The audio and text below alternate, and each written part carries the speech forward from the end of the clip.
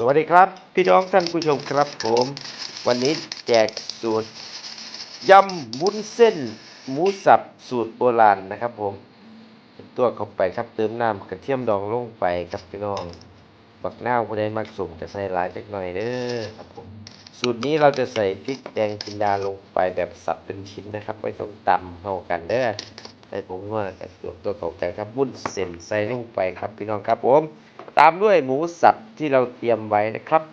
สุดยอดของเมนูนี้เลยนั่นคือหมูสับนะครับ